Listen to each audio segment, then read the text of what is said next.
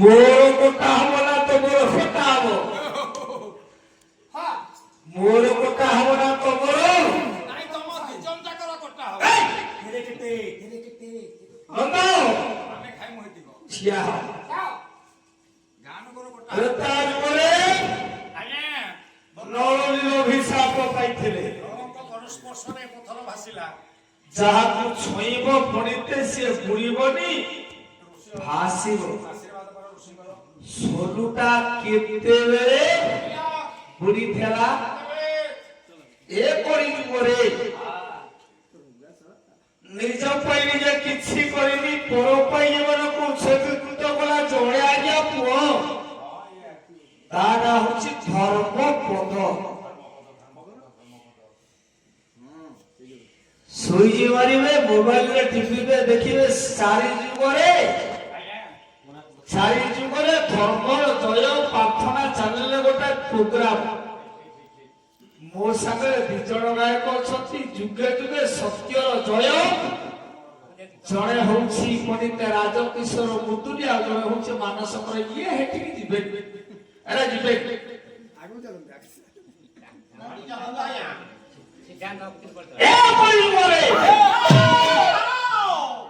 ପଣ୍ଡିତେ ଯୋଉ କୋଣାର୍କ ମନ୍ଦିର ତିଆରି ହେଲା, ମନ୍ଦିର ତିଆରି ହେବା ପାଇଁ ଆବଶ୍ୟକତା ହେଇଥାଏ ପଣ୍ଡିତେ ପଥର। ଏବେ ସେଟା କୋଣାର୍କ ମନ୍ଦିର ନିକଟରେ ପଣ୍ଡିତେ ଆପଣ ମାନଙ୍କର ସମୁଦ୍ର ଖାଲି ବାଲି। ତା ପୂର୍ବରୁ ପଣ୍ଡିତେ ଥିଲା ଏ ସମୁଦ୍ର କୂଳରେ ଗୋଟେ ନଦୀ। ନଦୀ ନାମ ହଉଛି ପ୍ରାଚୀ। ମନ୍ଦିର ତିଆରି ହେବା ପାଇଁ ପଣ୍ଡିତେ ସୋନରେ ତିଆରି ହେଲା ପଣ୍ଡିତେ ଭେଳା। ଆମେ ଡଙ୍ଗାରେ ଯିବା ପାଇଁ ଆମ ପାଇଁ ଦରକାର ଡଙ୍ଗା ପାଇଁ କାଠ। ନାଇଁ ମିଛ କଥା ବାପା ମୁଁ କହିବିନି, ତମେ ମତେ ଭଲ ଭାବ ଥରେ ଭାବ। ମୁଁ ତ ସବୁଠି ସତ କହେ ବୋଲି ପଡ଼ିଆ ପ୍ରିୟ ହେଇଥାଏ। ଡଙ୍ଗାରେ ପଡ଼ିତେ ସୋଲରେ ତିଆରି ହବ ଭେଳା। ସୋଲର ପଡ଼ିତେ ଡଙ୍ଗା।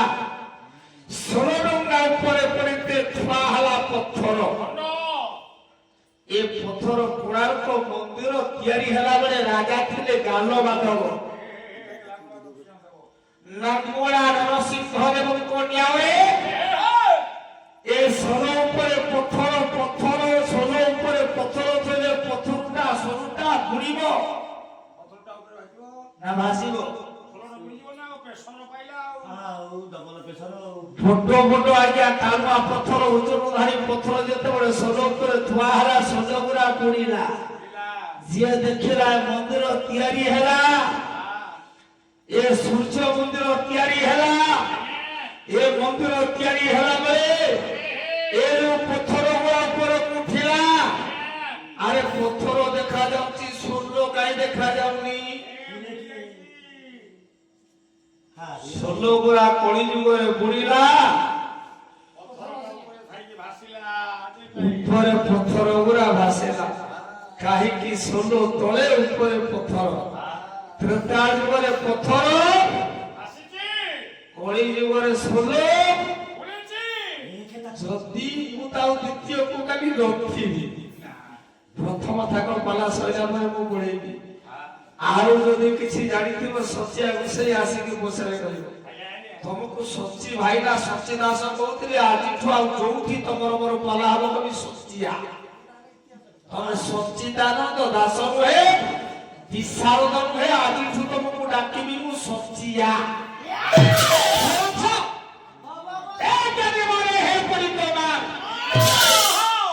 କହିବାର ଉଦ୍ଦେଶ୍ୟ, କହିବାର ତାତ୍ପର୍ଯ୍ୟ, କଳି ଯୁଗରେ ସୋଲ ପଡ଼ିତେ ଭାସିତେ, ତ୍ରେତା ଯୁଗରେ ପଥର ଭାସିଛି, ସୋଲ କଳି ଯୁଗରେ ବୁଡ଼ିଥିଲେ। କଣ ଆହୁରି ପ୍ରଶ୍ନ ଅଛି? କଣ?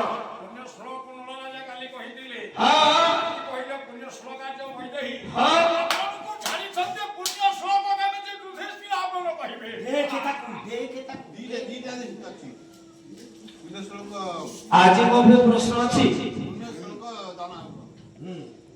ମାନେ ତମେ ଥିଲ ପଳେଇଲଣି, ଆଉ ଗଲେ ବି ପାଲା ହବ। ଯିଏ ଯିବ ଭୂତ ଗାଳିବ। ନାଇଁ ଗଲେ ପାଲା ହବ।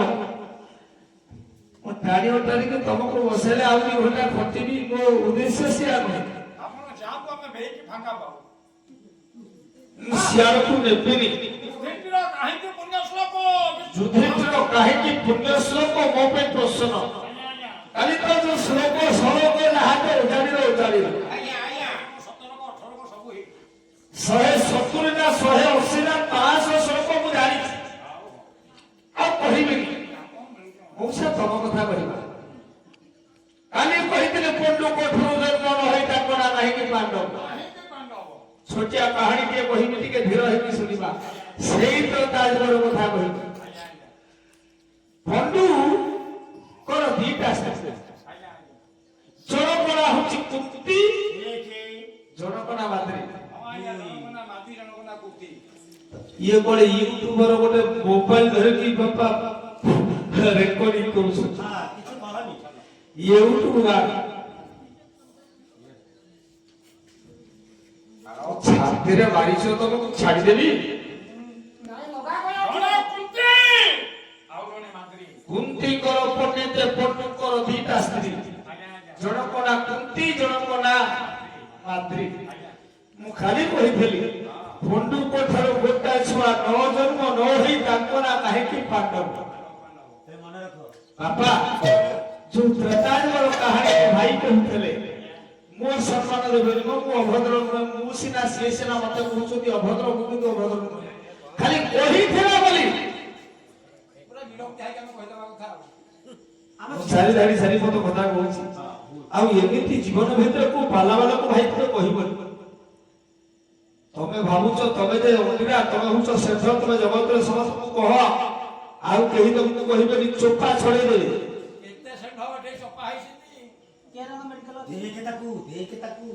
ତମେ ଯୋଉ ତ୍ରେତାଯୁଗର କାହାଣୀ କହୁଥିଲ ମୁଁ ସେ ତ୍ରେତାଯୁଗର ଗୋଟେ କାହାଣୀ ଶୁଣିଥିଲ ଗୋଟେ ଭକ୍ତ ଆଜି ଗାଈର କବିମନ୍ଦିର କୃଷ୍ଣ ପ୍ରସାଦ ବସୁଙ୍କର ବହି ଲେଖା କୋଉଠି ଥିଲରେ ଅଲୋଡିଆ ପାଲାବାଲା ଲଜ୍ଜା ଲାଗୁନି ମହଳିଆ ମା ଚାଲ ବହି ଦେଖିନ ଛାତ ଦେଖିନ କାହାଣୀ ଦେଖିନ ଯୋଉଠୁ ଯୋଉଠୁ ଶୁଣୁଛ ସେଇଠୁ ଗାଉଛ ତମେ କାହିଁକି ପଣ୍ଡିତେ ପଣ୍ଡୁଙ୍କ ଠାରୁ ଜନ୍ମ ନ ହୋଇ ଆତ୍ମନା ପାଣ୍ଡବ କାହାଣୀ ଟିକେ କହିବି ନାଇଁ କହିବି ଟିକେ ବସେଇଲା ଆପଣ ଶୁଣିବେ ଆଉ ଅନ୍ୟ ଆଡକୁ ଯିବିନି କାହାଣୀ ଆଡକୁ ଯିବି ପ୍ରକୃତି ଭାଇ ଦେଖ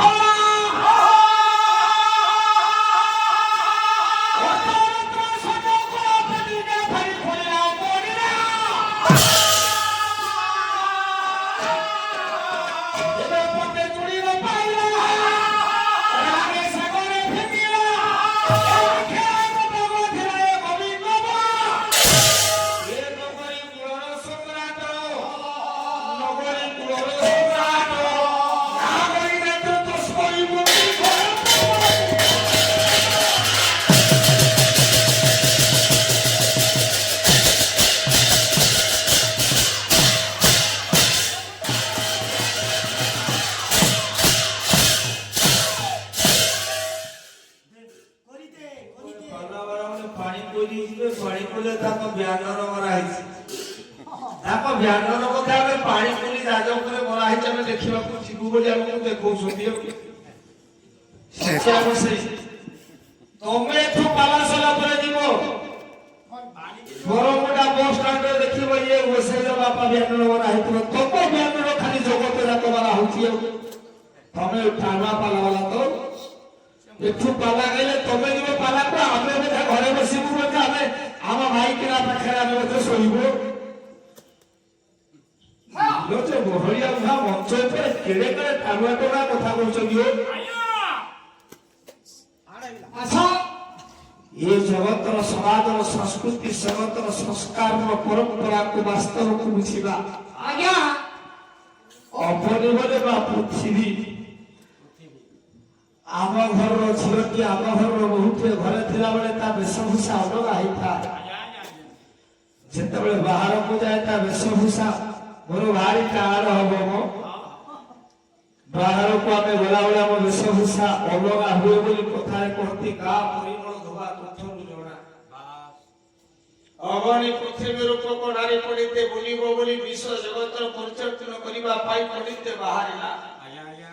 ଖୋଜିଲା ସବୁ ଅଳଙ୍କାରକୁ ରଖିଥିଲା ଗୋଟା ପେଢି ଭିତରେ। ଇଏ ପୁରାତନ କବି ଗାୟକ କେଶରୀ ଉଦୟନାଥ ରଥ ଶର୍ମା ମହୋଦୟଙ୍କର ଲେଖା। ସେତେବେଳେ କହୁଥିଲେ ପେଢି ବୁଢୀମା କେହି ଏଠି ନାହାନ୍ତି, ଏଠି ଯୁବପିଢିର ମା ମାନେ ବୁଢୀମା ଯିଏ ଅଛନ୍ତି ସିଏ ପେଢି କଣ ଜାଣନ୍ତି?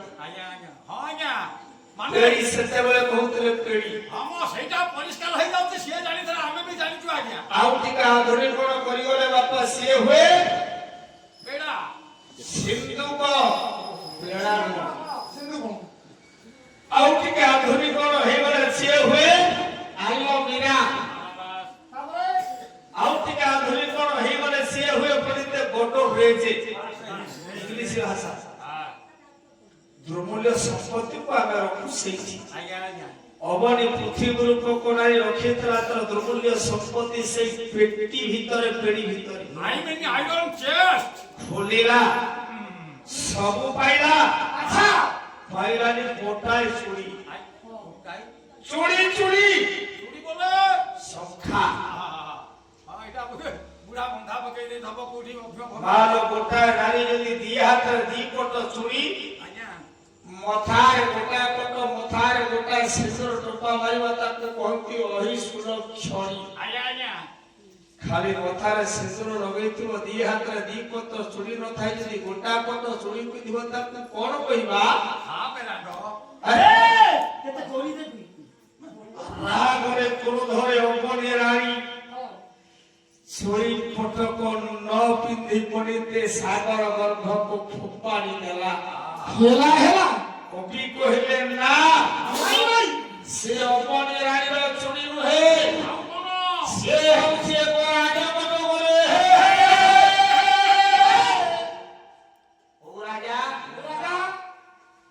ରାଜମଣ୍ଡପ ମିଥେଳା ମଣ୍ଡପ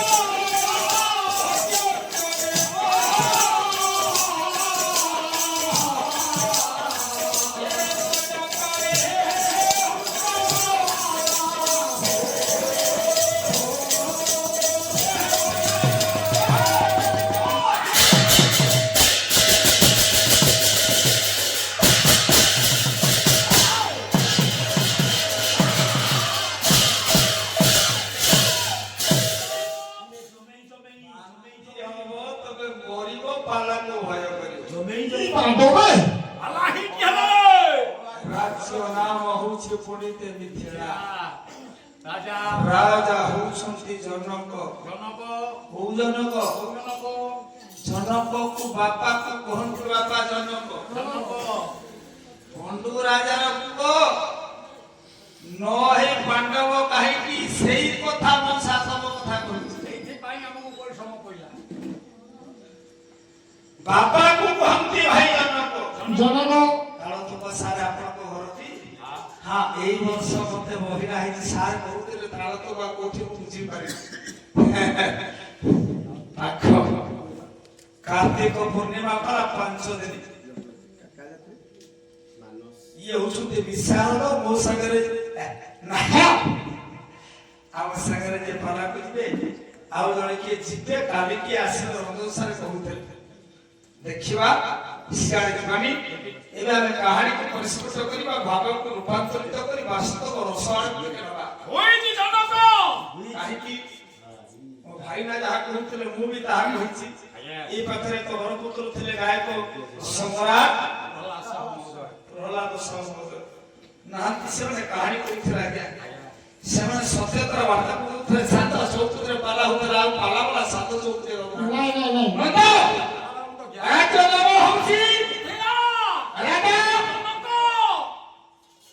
ବାପାକୁ ଆମେ ବହୁ ଜନ ପ୍ରସାଦ ନାହିଁ ହଁ କୃତି ସଂସ୍କୃତ ଭାଷାରେ ବାପାକୁ ବହୁ ଜନ ଜନକ ନାହିଁ ହଁ ଇଂଲିଶ ରେ ମା ଅତି ଲାଟିନ ରେ ଯା ମାକୁ ବହୁ ଜନନୀ ଆମେ ଓଡ଼ିଆରେ ମଣିଷ ଆମେ ଡାକୁଛୁ ବାପାକୁ ମା ଡାକୁନୁ ବାପାକୁ ବା ଡାକୁନୁ ଆମେ ଡାକୁଛୁ ବୋଉ ଆଉ ବୋଉ ବି ଛୁଆ ଡାକୁନାହାନ୍ତି ମା ନାଇଁ ସାର୍ ବାପାକୁ ଡାକୁଛନ୍ତି ଦାଦି ମାକୁ ମାକୁ ଡାକୁଛନ୍ତି ମମି ମମ୍ମି ଆଉ ସିଏ ବି ନାହିଁ ଏ ପାଟି କର। ଏବେ ମମି ଡାଡ ଏ ପାଟି କନି ତାକୁ ମମି କହନ୍ତି ଆଜ୍ଞା ପାଶ୍ଚାତ୍ୟ ସଂସ୍କୃତିକୁ ଯିବେ ଆପଣମାନେ ପାଶ୍ଚାତ୍ୟ ଦେଶକୁ ଯିବେ ଇଂଲଣ୍ଡ ଯିବେ ଆମେରିକା ଯିବେ ପାଶ୍ଚାତ୍ୟ ଦେଶରେ ଆଜ୍ଞା ଲୋକ ଯେତେବେଳେ ମରିଯାଏ ସେ ମରିଯିବା ଲୋକଟାକୁ ପଡ଼ିతే ପୋଡ଼ନ୍ତି ତାକୁ ପୋତିବା ପାଇଁ ତିଆରି କରନ୍ତି ଗୋଟେ କାଠର ପେଡ଼ି এটা যাহা কহନ୍ତି কফিন ପାଟି କନି পরিষ্কার করদবা ଏ କାଠର ପେଡ଼ିରେ ମରିଥିବା ଲୋକଟାକୁ ପୋତିବାକୁ ଯାଉଥିବା ବେଳେ କିଏ ଯଦି ପ୍ରଶ୍ନ କରେ ଭାଇ ও এইটা କଣ ନା ମମି ମରି ଯାଉଥିବା ଲୋକକୁ କହନ୍ତି ମମି ଆମେ ହିନ୍ଦୁ ଆମେ ମଣିଷ আচ্ছা ଜୀବନ ଭିତରେ ବୋପାକୁ ବୋପା ଡାକିଲେନି ଜୀବନ ଭିତରେ ମାକୁ ମା ଡାକିଲେନି ଝିଅଟା ନଦେବୁ ତୁଣ୍ଡେ ମୋଲା ଦେବୁ ଡଣା ମୁଣ୍ଡେ ମୋଲା ପରେ ମୋ ମାକୁ ଆମେ କହୁ ମମି ମମ୍ମି ମା ବୋଲି ଶବ୍ଦ ଆସିଲାନି ଆମେ ମାକୁ ଡାକିଲେ ମମି ବୋପାକୁ ଡାକିଲେ ଦାଦି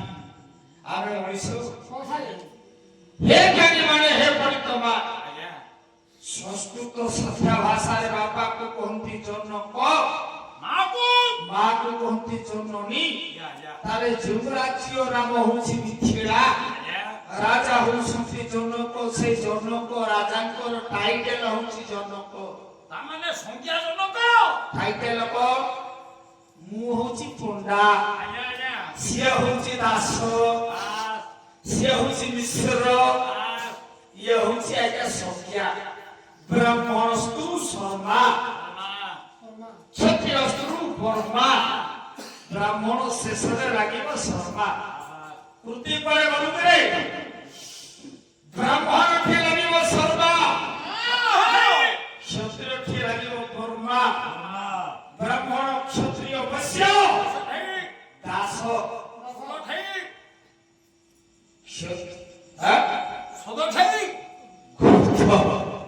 ଚାରିଟା ଶବ୍ଦ ନିରୂପଣ ହେଇଥାଏ ୟା ସଂଜ୍ଞାଟା ହଉଛି ଜନକ ରାଜା ନା ରାଜା ନାମ ହଉଛି କୁଶଧନରେ ରାଜ୍ୟ ରାଜାଙ୍କ ନାମ କୁଶଧ୍ୱଜ ଜନକ ଏ ରାଜାଙ୍କର ପୁଅଟିଏ ଥିଲା ବାପା ପୁଅ ଝିଅଟିଏ ଥିଲା ଏ ରାଜାଙ୍କର ପୁଅ ନଥିଲା କି ଝିଅ ନଥିଲା ଧାରଣା କୁଆଡ଼େ ଯାଉଛ? ଦିନ ଯାକ ତମେ ବୁଲି ଚାଲିଛି ତମେ ଶୋଇବ ବୋଲି ଭାବୁଛ ଯା ତମେ ଶୋଇଲେ କିଛି ବି କଥା ନାହିଁ ଆଉ ରହିଲେ ରହ ଗଲେ ଯା ତମେ ଶୋଇଲେ ବି ଶୋଇବଟି ନାଇଁ ବସୁନ ଟିକେ ହଁ ବହୁତ କାମ ଅଛି ତମ କାମ ମୁଁ ତମେ ବ୍ରାହ୍ମଣ ମୁଁ ବ୍ରାହ୍ମଣ ତମେ ମିଶ୍ର ମୁଁ ପଣ୍ଡା ମୁଁ କଣ ଜାଣିଛ ମୁଁ ଜାଣିନି ମୁଁ ସୁଧେ କ୍ରିୟା କାମ କରିନି ମୁଁ କଣ ଚଣ୍ଡୀ ଜାଣିନି ମୁଁ କଣ ମନ୍ତ୍ର ଜାଣିନି ମୁଁ ଜାଣିଛି ସବୁ ଜାଣିଛି କିନ୍ତୁ ପାଲା ଜଗତକୁ କହିଛି ବୋଲି ପାଲା ମଞ୍ଚ ଉପରେ ଛିଡ଼ା ହେଇଛି ମୁଁ ଚଣ୍ଡୀ କରିପାରୁନି କି କୋଉ ଶ୍ରାଦ୍ଧ କରିପାରୁନି କି କୋଉ ଯୋଗ